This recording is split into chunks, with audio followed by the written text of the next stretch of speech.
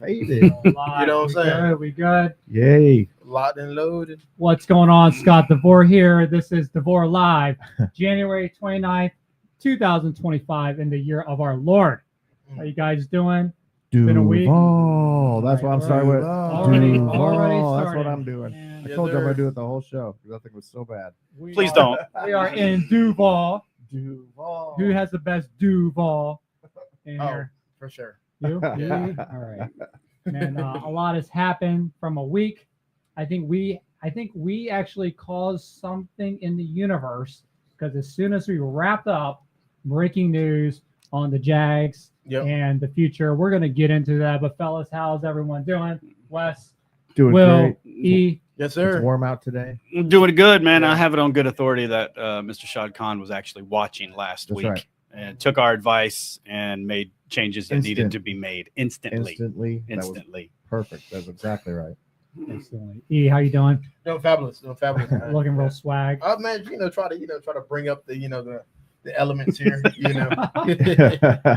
All right, DeVore Live. We got some topics we're going to cover. Like I said, we're going to talk about Jacksonville Jaguars, brand new coach.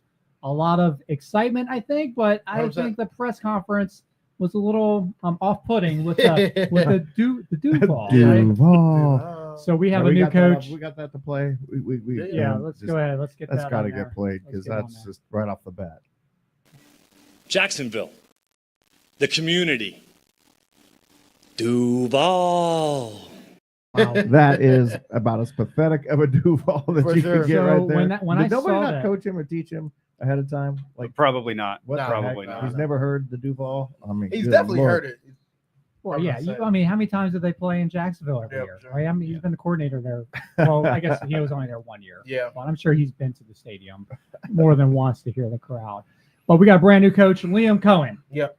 Liam Coen. And I didn't really know what he looked like. So when I saw that video, I thought it was a joke. Like, there's no way this was real. And Yeah. sure enough, it was. So Liam, you got to get your Duval down. And I heard that you actually redempted yourself, I guess, a little bit. You said it again later. But let's talk about this story. So it was very interesting because last week when we were on our live, we were, giving our own updates of what we thought with the coaching. A couple of weeks ago, I was like, man, we should hire Coach Prime and bring in Shador. And obviously that wasn't anything even realistically on the table. Yeah. But then last week, there was some updates where a couple of people weren't interested in the job because it kept pointing back to the GM, Trent Baalke, however you say his last name, Baalke. And then as soon as we wrapped up, breaking news, he got terminated.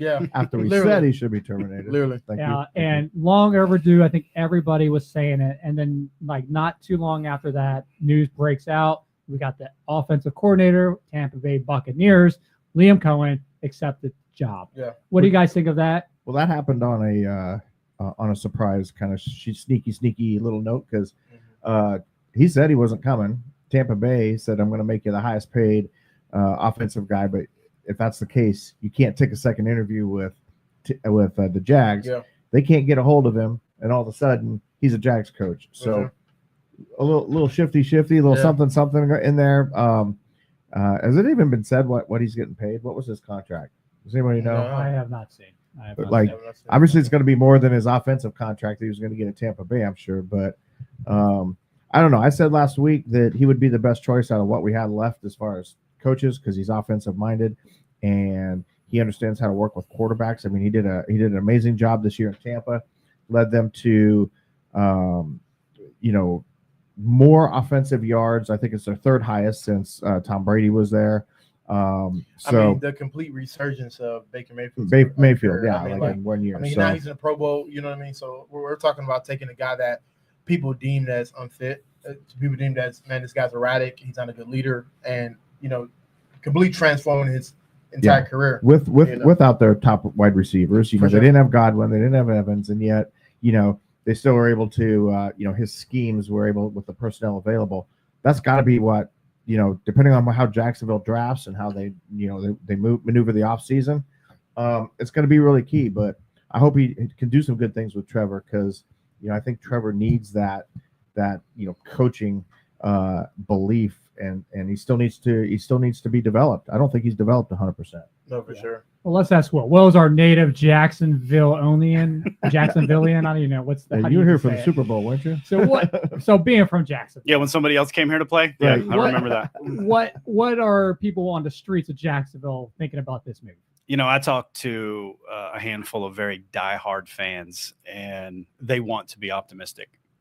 They want to be optimistic. Anytime there's a major change, it's all right. This is going to be the year. This is going to be the year. Time will tell. I hope that the fans in Jacksonville can have some grace for the new coach coming in, because there's a lot of stuff going on. So when you make a hire and the wife responds, you've done something serious, right? So the new head coach, his wife jumped in on social media and she just said, listen, stop spreading rumors, stop spreading misinformation. We have a child who's in the hospital, who's going through some, I believe it was autoimmune, appointments and different things, right? And, kind of laid out, this is what was going on, respect our privacy and don't read into more than you should. So I hope that's what fans in Jacksonville do. I think, the fans in Tampa are probably going to be a little upset, but it's okay to have an enemy. That's fine.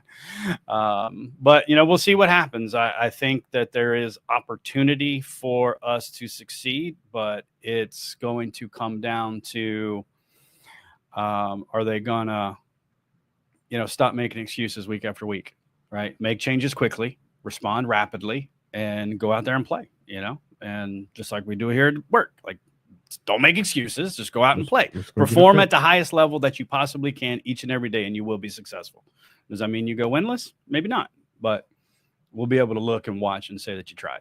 So Jacksonville is excited, and I would say the resume, at least last year, and he did. I think that number one offense, number one points per game, 30 points, resurgence of Mayfield. But I'm looking at this guy's resume in the past 15 years. Yep. The longest tenure he's ever had in one place is 3 years, and that was with the Rams. That's going back to 2018. So in the last 7 years, he went from the Rams to Kentucky for a year as offensive coordinator, back to the Rams as offensive coordinator, then back to Kentucky Wildcats as offensive coordinator, then to Tampa Bay as offensive coordinator. Now he's the head coach of the Jags. Yeah. The guy likes to get around. He doesn't like staying in one spot for very long. For sure. But that does also say something to, longevity just being in the game. Now he gets a chance to be a head coach. And even if he would have got more money being an offensive coordinator in Tampa, being able to be considered for a head coaching job and getting an opportunity to kind of craft out, his own legacy. And I think it's cool. I think it's awesome. Well, now we got a GM spot to fill. A defensive spot to fill. Yeah. So it'll be interesting to see what moves they pull. I mean, I don't know that he'll have so much to say about the GM, but he might. For sure. That might have been part of the deal. Obviously, half part was get rid of Balky. Yeah. Second part is, who's going to come in that's going to have a different vision. We need to get Brian the team. Flores. It's got to be about a vision. Yeah. Shad Khan says he has a vision. He wants to win. I'm not even sure what his vision is. He just says he's committed to it. He's counting money. For sure. You got to have a vision. Everybody's got to be bought into it. Yeah. For the fans, they just love to win 8 games. Well, have a 50% season, 500 season. I don't know. They're going to expect a lot more. That's just going to be the bottom line. So I just know that the fans, everybody here can't afford another miserable season, because this season was miserable. It wasn't just a bad season. It was miserable. But I think the good thing, okay. I think the good thing about him is he's young, he's fiery, and everything that's happening downtown is the same way. So all the resurgence that's happening. So I think we'll be able to kind of flow with him as we're rebuilding, as they're rebuilding the Jags, they're rebuilding the stadium. I think overall for Jacksonville, for what we're doing, I think it's awesome. Yeah. And, I don't look at his resume of job change as a negative, right? Because usfacts.org says that right about 50% of all U.S. workers have been at their job less than 4 years, right? So now if in his resume it said, he left a college to go to a high school, I would be concerned, right? But he's leaving for opportunity. Right. And that's what we all do. Like, we encourage that if he can create and the team around him can create an opportunity to win consistently. Yeah. He's reached the top. He'll stay, and he'll be here 10 years. He'll be here 15 years, but they have to win. Yeah. So before we transition off this, I was going to ask, so his contract is for 5 years. Yeah, it is. I don't know how much it is yet, but early predictions. How long do we think Coach Coen's going to be in town? 3 years. I was about to say 3 years. I was going to say, I think they're going to give him 2 years grace period while they're in travel mode and doing all that stuff.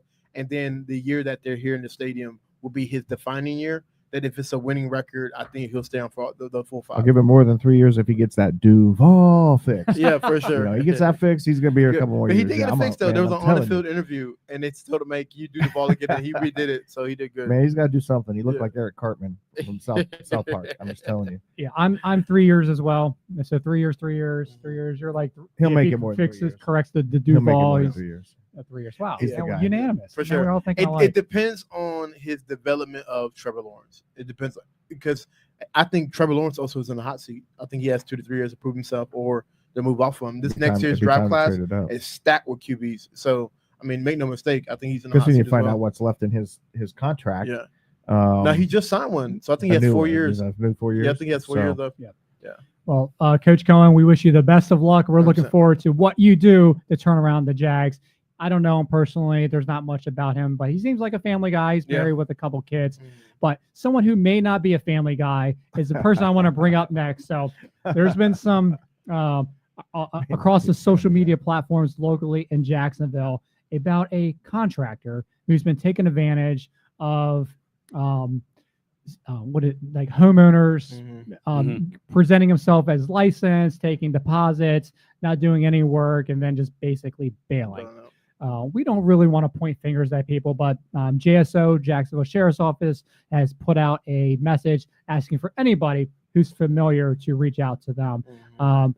Will, why don't you kind of pick up the story and share what you know about it, and I'm gonna get everyone else's thoughts about this guy. Unfortunately, this type of thing happens to homeowners too often.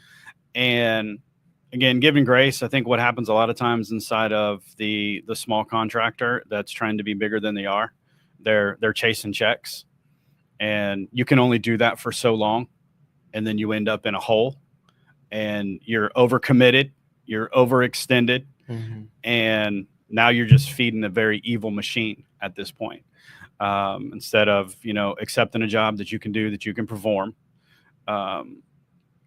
And homeowners too, I have to give homeowners a little bit of pushback. And there are things that you are hiring people to do that they need to have proper licenses for. If you're not checking, it's your home, right? You check to see, are you hiring someone to do general contractor level work? That's not a general contractor.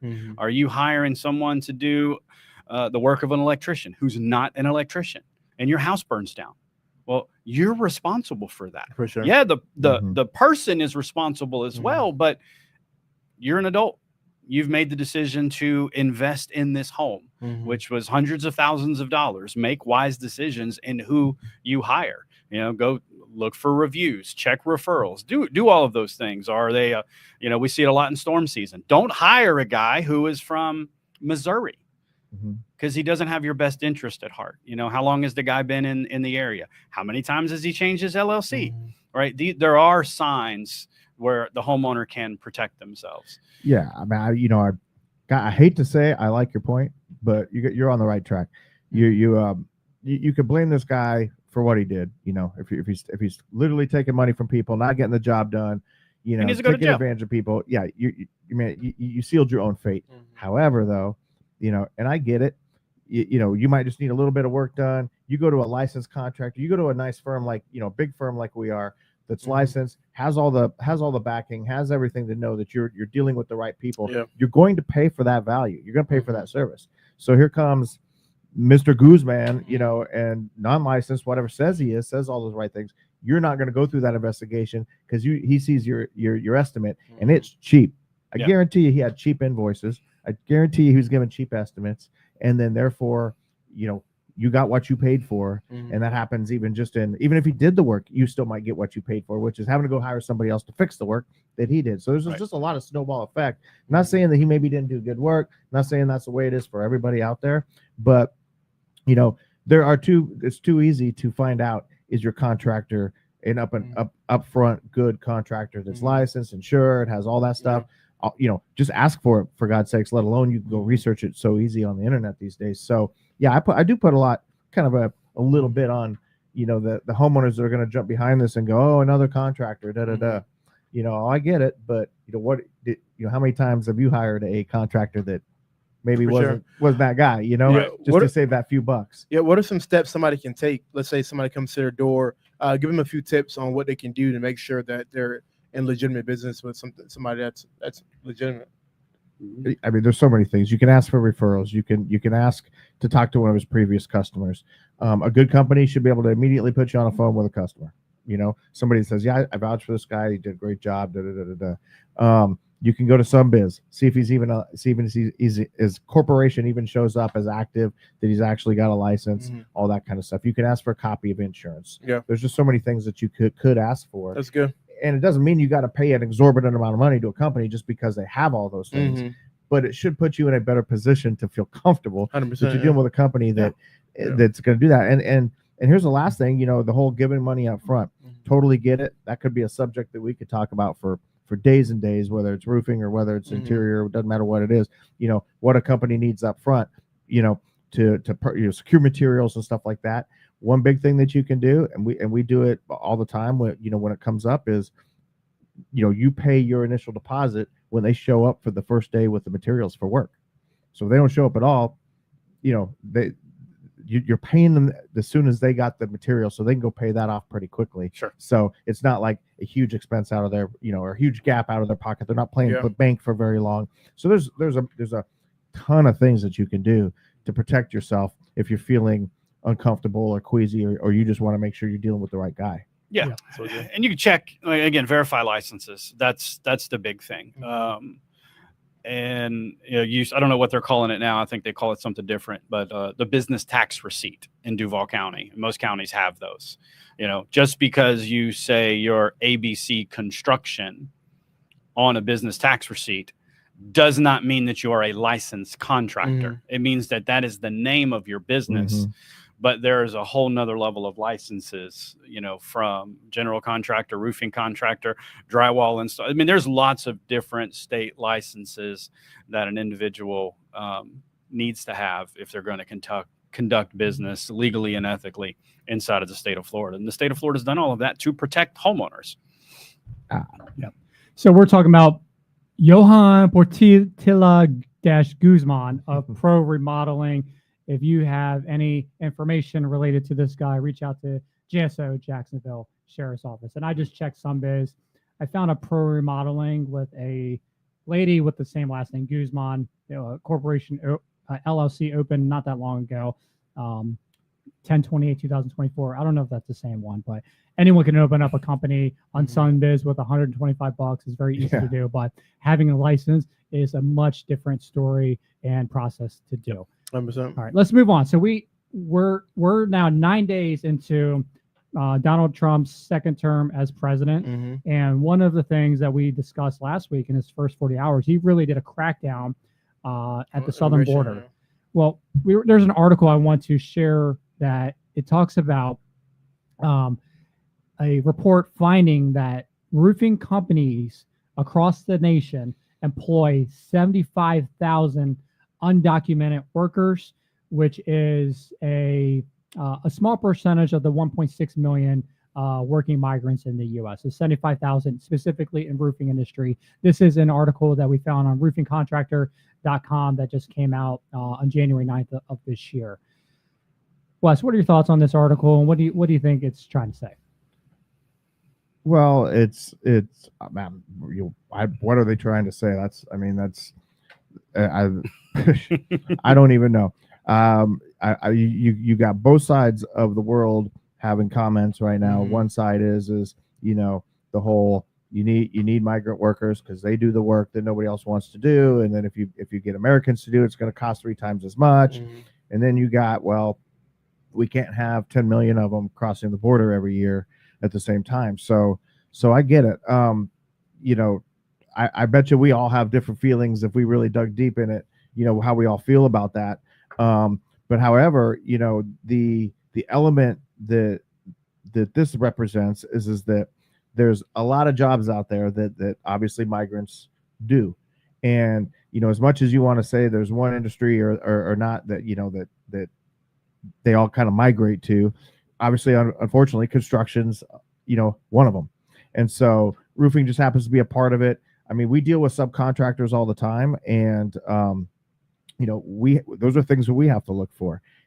Can they, just like a homeowner, can you produce your, certificate of insurance and your license and all the things that we're going to need so that to prove that you're documented and you've got all the things so that we're hiring solid people that are not going to take advantage of us or our customers or whatever the case of, in the cases when we deal with subcontractors. So there's legal ways to do things. I'm not sure that I think that it's not a, I'm just going to say it.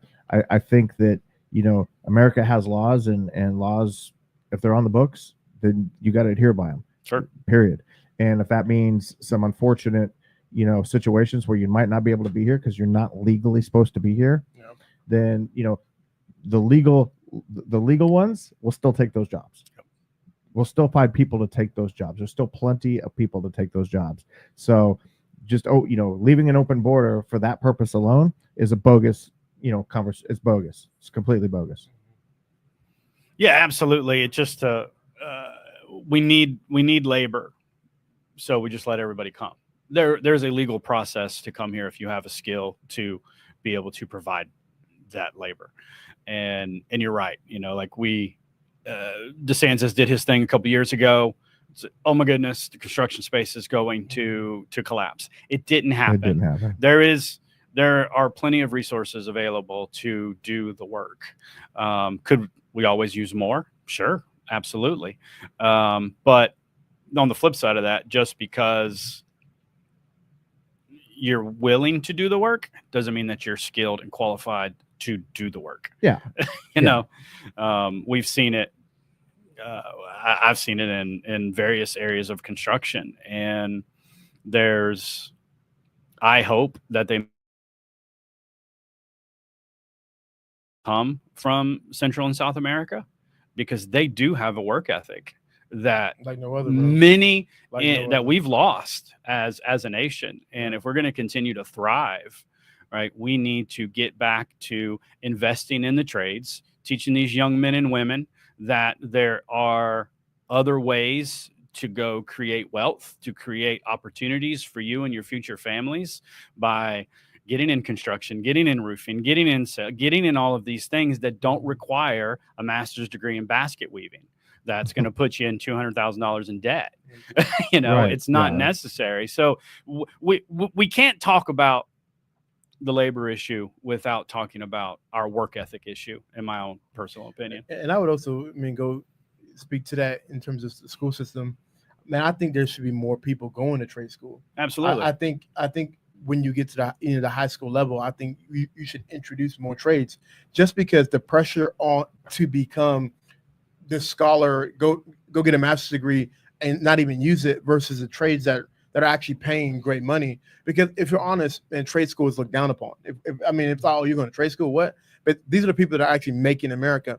And also, man, we do have a very entitled generation, very spoiled. They want it their way. They want it now. They want all that stuff. And I think if you introduce trades in a different way, even farming, all that stuff should be reintroduced in a way where it's like we're actually building America. I mean, we all need a plumber, we all need a mechanic, we all need, we all need these trades versus look down upon and like they're the whatever the nomads or whatever of society. Yeah, there definitely needs to be more of that. I feel like the shift has already started. I think we're really at the beginning of it. If you guys know Mike Rowe from Dirty Jobs, he's a very big proponent pushing the trades. And not that I watch a lot of TikTok, but you would see, I love seeing the videos of people who work in the trades showing, hey, it cost me like a fraction of the money of college to go to trade school and get this license. I have zero debt. I own my own business. I'm an electrician. I'm a plumber. I'm making $250,000 a year, no debt. And you look at someone who spent $250,000 to get a master's or even a PhD, and they don't even have a job. And they're drowning in debt. So definitely the trades are making a resurgence. It's going to take some time. Technology plays a lot of part too, and what the needs are for specific trades, especially in construction, technology is coming in, but you definitely need, it's going to take a long time. It's not like all construction jobs are going to get phased out by tech in the next few years. It's always going to be around, at least in our lifetime. But 100%, we love the trades. We're promoting it, and it's definitely a skill to be extremely proud of, and 100%. we're pro for it. All right, a year ago, right behind us, as we're looking to the east from my vantage point, there was a development of a multifamily project called Rise Doro Apartments. This was a apartment complex, multifamily, right next to the arena, really within walking distance, stone's throw from the Jaguar Stadium, the baseball stadium that's down there. And they were a week away from opening it up and bringing in the first tenants. And then the most tragic thing happened. This fire broke out. The whole thing, or not the whole thing, like the majority of it burnt down to the point where structurally they couldn't repair it. They had to demo it all the way down back to the foundation. And we're about a year past. So a year has gone by.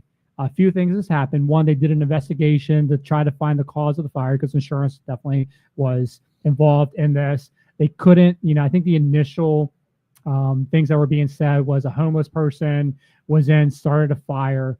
But then as details of the investigation, as it came out, there was a handful of instances with dealing with electrical.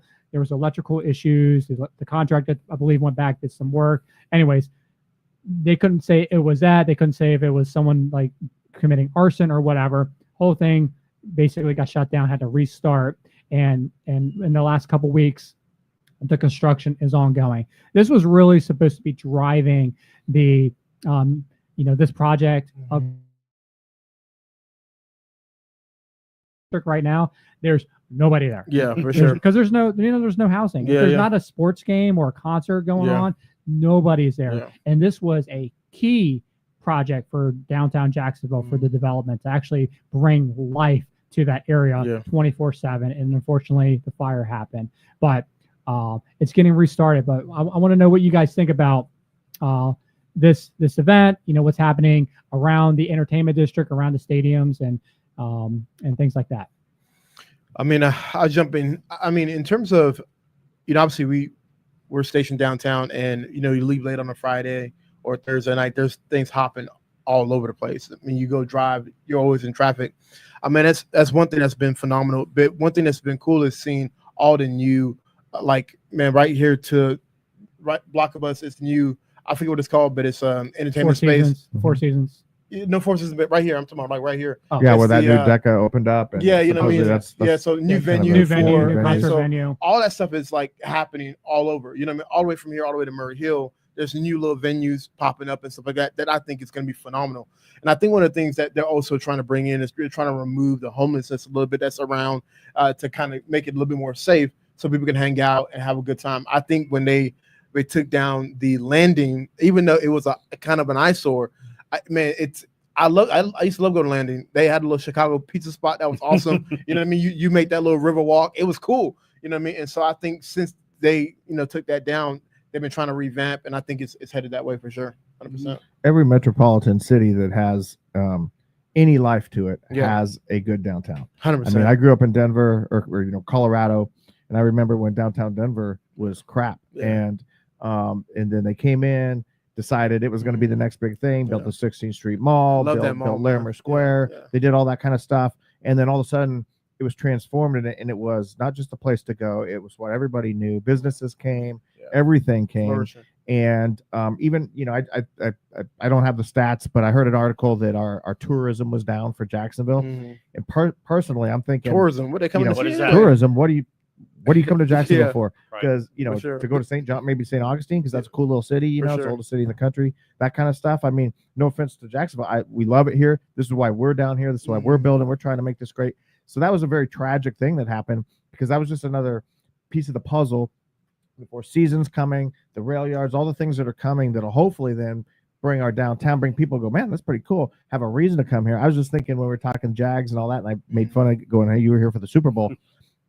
Do we ever have another shot at getting a Super Bowl? Not until downtown gets revitalized and gets rebuilt and becomes something, and the stadium gets redone. Then we may have a shot, and then that's when you really become, the city that people are going to want to be a part of and come to, and it just helps everybody in Jacksonville. So for me, that was a tragic thing, because that put us 2 years probably behind it. They'll get it done in a year, but it's going to be 2-3 years now behind of where things should have been. Not just to mention the cost and everything that it's going to take for the city and the taxpayers and everything else. So it was good. Well, I mean, technically, when the Super Bowl came here, it should not have came here. not at Because that it was outside of the NFL's criteria for what a host city should have, Yeah. is time. just on hotel bed space alone. 100%, They yeah. brought cruise ships in Yeah. to line the river to make up the gap for the bed space. So then that brings me to, right, what's build it and they will come. Mm-hmm. What's the anchor? Right? It's not the Jaguars. Much as we love them, the anchor is not the Jaguars. Right. There has to be something else that happens. We have this flowing body of life, this river right here, that we are underutilizing, that, you know, there has to be an anchor. Think of a strip mall, right? They build the Walmart and then the rest of it fills up because there is my small shoe store is going to do well because it's next to Walmart. For sure. What's the anchor that's going to want people to come here? If you want to live here, then where are you going to go shopping? Right. Right? Well, St. John's Town Center. Right. So now I Right. have to drive 25, 30 minutes For sure. Yeah. out of where I've decided to move. Why don't I just go live in one of those condos Yeah. by the hey, town center? And they're nice over there too. They now. are. Nice. But you know, it's funny when Trump came in 2005, he actually said Jacksonville was an upside down city with nowhere to eat. That was actually one of the statements that he made, that there was nowhere to eat, which I get what he's saying, because it's not really like, if you look at Miami, New York, I mean Tampa, Denver, like you said, I mean they're like cornerstone, like Michelin star restaurants at these places. We have Calford, you know, Chop House or whatever. We have a Ruth Chris across the river. Chains, Yeah, you know, but nothing significant, nothing that's making people, you know, come down here, you know. Yeah. Definitely, for sure. Yeah, interesting to see. I mean, definitely moves are being made. For Yeah. the longest time, there was really wanting to hold on to the past, the slowness. I feel like that chain has been broken. Yeah. And we're just at the very beginning of development. You know, we've moved downtown because we're very bullish on the city and downtown. Very excited about the opportunities to grow. You know, just us being a developer as well and working in construction and real estate and all that good stuff. But if we get these Jags and Coach Coen, you know, you gotta start winning and cause some extra excitement. But I'm gonna transition to the real estate market. There was an article that came out talking about condo sales across the whole entire state.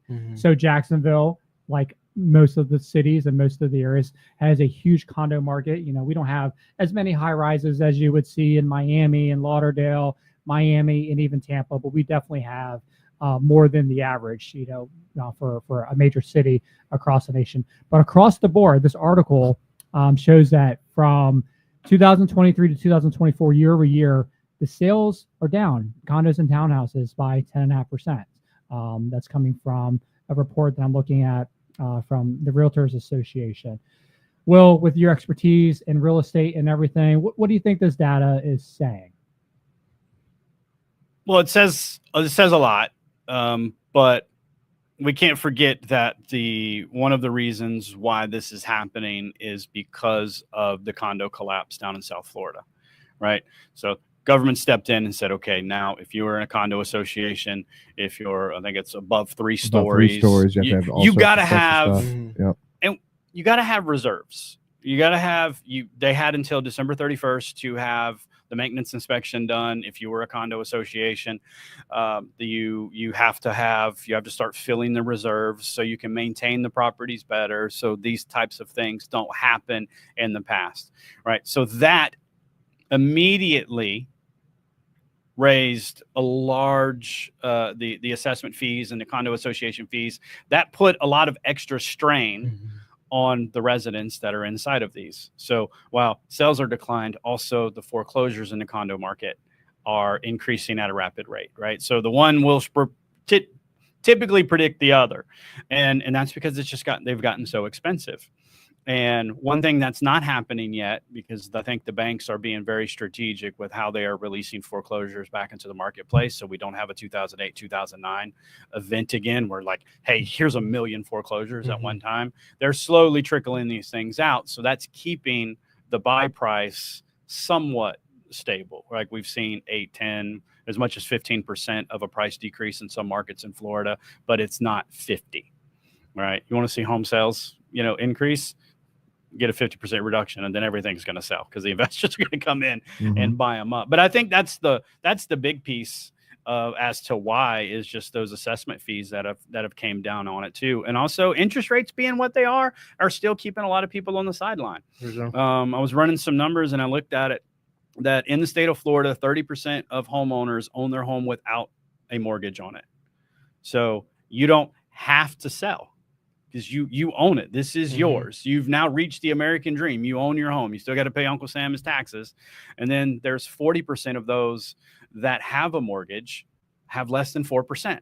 So you've just removed, and this is condos, this is single family homes. You've removed them from the conversation. We're not even talking about buying and selling these. So now you've reduced the pull down. So go back 2 or 3 years, people that had some equity, they could sell, they could take the cash, they could downsize, they could upsize, and their interest rate wasn't going to be so unaffordable. They weren't going to lose their equity in the next home. But that's what happens right now. If you got a 2.7 and you go to 7, why move? This doesn't make sense. We'll put up a wall in the bedroom. We'll turn that 3-bedroom into a 4 and we'll just let it go. I mean, I'm all about some of the condos having a better way to get in them because they are expensive. So, better price. But, like in any business, the owner of that building isn't going to take the hit. So, they got crushed with those special assessments when they had to upgrade all the buildings and all that kind of stuff. All they did was special assess everybody to death. Right. Billions of dollars. And then insurance, which is the hot topic of Florida, now for years, insurance has gone up. You put those things into place, it's going to be not as attractive to go get a, $2 million condo or $1.5 million condo like it used to be, to have to deal with that because you don't know where it stops at this point. Right. Like, in Daytona, my wife and I, we looked at a, ownership deal where you could get your own, condo, and then it rents out throughout the year through the hotel and all that kind of stuff. And at that time that looked really good. And then over the years, I've seen the assessments. Unless that thing rents out at 100% at a really high rate, you really don't own anything. So, the whole idea of owning something is to make it worth it at the end of the road, right? So I don't know. I don't know what the answer is for that. I'm hoping some of those special assessments can ease off. The prices can ease off, but the owners are not going to take the hit. So, did they do well through this whole thing, and everybody else just got slam dunked? So no wonder these sales are down across the market. I mean, the sales are down across in every market, but in Florida anyway. But the townhomes, those high end condos, man, I can see why they got hit hard. Well, let's talk about condos. So condos provide they solve a need. So in high density areas, a condo building that can have 100, 200 units and a small footprint, that's a 200x more people that you can house versus if it was just a single family house or two on that lot. So definitely solves a need, especially in the cities, the big cities like a Jacksonville or whatever. With the sales being down, so the drop year over year 10% is it's the lowest it's been in 15 years. Yep. And so the assessments have a lot to do with it. So if you have 100 units in a high rise and your building gets assessed $30 million to correct the structure and the foundation, usually that's split over 10 years or whatever. That is a huge price, as you're alluding to. So that on top of the increase of insurance, I mean, now what you normally pay for your mortgage and your taxes and everything, you can almost increase it by 50% at that point. So it just makes it a little hard. And majority of people who live in condos are older seniors, right? And so they're on fixed income. That really is impacting them and their quality of life if their expense of where they live increases that much. The other thing too is of all the types of property structures, condos are the ones that are paid for by cash the most. And so last year it went down like 15% year over year. So less people are buying it with cash. And then you have lenders, not every lender is going to give a mortgage to a condo. Right. There's some who won't even touch it because they don't want to mess with, there's an assessment and then the guy can't pay their mortgage anymore and then it forecloses. But I think it's going to create an opportunity for people who are sitting on cash. I think the prices is really going to go down in the condo market. I don't think it's going to be immediate impact where the prices are going to slash by 50% or anything like that. But I definitely see the correction happening in condos a lot sooner and faster than other property types. So let's stick with real estate. Okay. Florida, we love it. You know, you're a lifer. I've been here, 10 years. You've been here about 20, 15. Ethan, you've 12. been in the country for how long? Country is crazy. I've been in Florida for 12 years. 10 years, but country at about 20. 20. Yeah. Okay, so you're Yeah, you're one of us now. So the market in Florida, we used to be killing and dominating, Yep. especially through the pandemic. And the report came out from Zillow of the top 10 hottest markets, and Florida had no representation in 2025. We were represented, in 2024 and 2020. Jacksonville made the list in 2023. I think we were like the 6th hottest market in the country. We didn't even make it in 24. I don't even know where we're at. Definitely didn't make it. But no markets in Florida made this list. What do you think that says about Florida? Man, it's actually interesting, man, because I thought with everything that happened with COVID, everybody was flocking down here. I mean, you know what I mean? I heard multiple stories, man, the influx of, hundreds and hundreds and hundreds. Yeah, you know what I mean? And DeSantis, ruling and reigning like he did. Yeah. So I'm like, it's interesting how we, not even Miami, like not even Palm Coast, like nothing is on that list. It's crazy to me. Yeah. So first, let's define hot market in terms of Zillow. Yeah. Okay. Sure. It's days on market. Okay. So number 10 was Salt Lake City, Utah. The average time on market was 19 days. So home is listed for, it's got a contract in 19 days, right? That's hot. That's hot. That's hot. It's the same things we talked about with the condos. It's the same. There are a lot of people that are sitting on their homes that are not selling them because there is no need. There is no need to move them quickly. And I think last time I checked, Duval was 62 days on the market. If 19 is number 10 on the list of hot, 62 is not. Yeah. That's not to say that real estate's not selling, but it's selling at a little slower. There's more. It's more of a neutral, balanced market for buyers and sellers. So that's creating space for a lot of conversations, a lot of negotiations, and it's. I think it's actually good right now for those that are looking to buy, because they can have conversations with those that are looking to sell or that need to sell. But to your point, the gurus, and they frustrate me. Okay, because yes, COVID brought an influx of migration, which increased property values, which increased property taxes. Now the same gurus now everybody's leaving the state, which is hurting the housing market. So did it help it or did it hurt it? Right? Because you can't use the same criteria. Okay, we got all these people coming in. All right, so that increased the property values, that increased everything. So now you have all the people are living. That's killing the housing market. Like, make up your mind. Right? Was it good to have people, or did we want them to leave? Because they're leaving. Yeah. And now that's bad too. Yeah. Right? It's the ebb and flow of people. Like we talked about it earlier. The average American is on the job for less than 4 years. They're moving, every 4 or 5 years, whether it's a rental or, if you're buying, and that's because of the transit nature of the job force. Right? You can work from home, you can work remote, you can move. There's a better opportunity to move. Maybe renting is, because the rental market is actually doing pretty well. Yeah, for sure. Right. It's the rents have stabilized. They're not increasing as rapidly as they were, but that's an attractive piece for the person who doesn't know if they're going to stay with that company. Right? Why buy? Yeah, or whatever they're doing in their life. I mean, I think this is funny. So, number 1 on the list, hot market, Buffalo, New York. Buffalo, New York. So this is funny. So they topped the list for the second year in a row as the hottest market. And their tagline for making it the best is, the city is famous for epic snowstorms. Man, that's a hot market. I want to move there. Yeah. I want to go get buried in snow. And that cannot be. It might be in those statistics you're talking about. Yeah. So this There is ain't why no way America's waking up today and going, I think the hot markets that I want to go to is Buffalo, New York. Yeah. That just ain't Do happening. they have But it's killer beautiful. ski resorts? no, Then they got Niagara Falls. It is beautiful out there. I mean, it's though. beautiful. It I'm is sure. stunning. No, I've not I've been been there. to Buffalo. It's Freaking cold.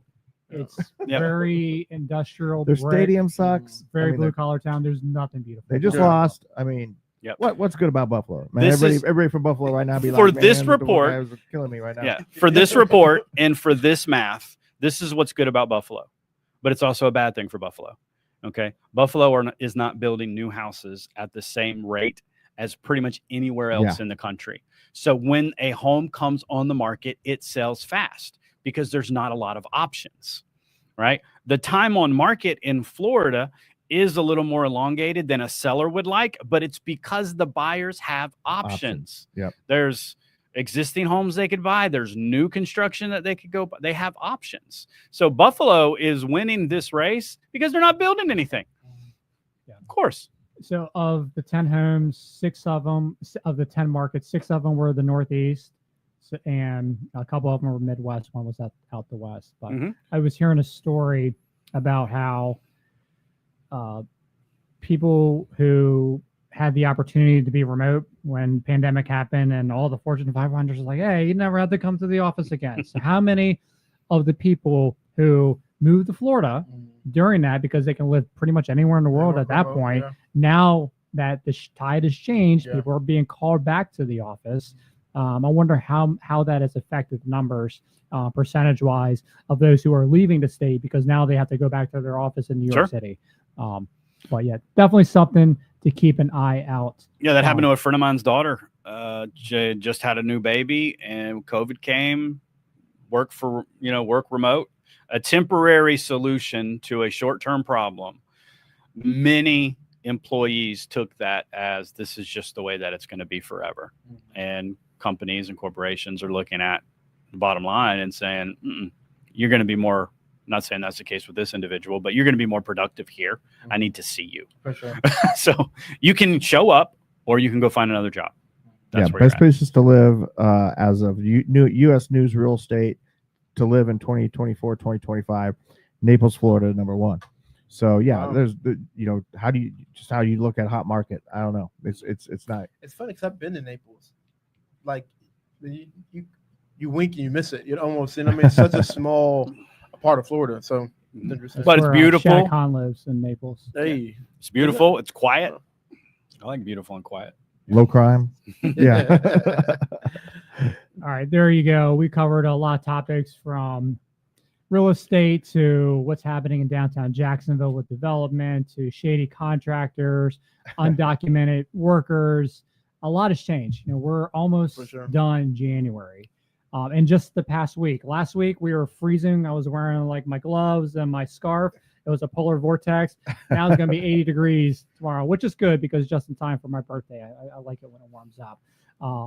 I feel like Trump has already been in office for like years for how much he's done in his first 9 days. I mean, it's insane how fast things changed and brand new Jags coach. But we'll have more fresh new stuff next week, right? Next week, It yes, comes sir. fast. Yes, sir. Duval. I'm gonna do it one more time. Come on, that's got to get better, boys. That's got to get better. That's all I'm saying. Starting next week, we're going to bleep that out every time that it happens. All right, DeVore Live brought to you by none other than DeVore Capital Group, construction, real estate development companies. That is, I think it's like one of the best companies in the world. Oh, for sure. What I heard. Absolutely. Sure. Absolutely. We're killing it. I got my man Wes Deason. Wes, how can people follow you online? They can follow me on Instagram, Diamond Deason, and that's probably the best way to go. You can find everything from there. Awesome. Will Reed, how can people keep up with you on the interwebs? Yeah, I'd love for you to follow me on Instagram. It's at IamWill904.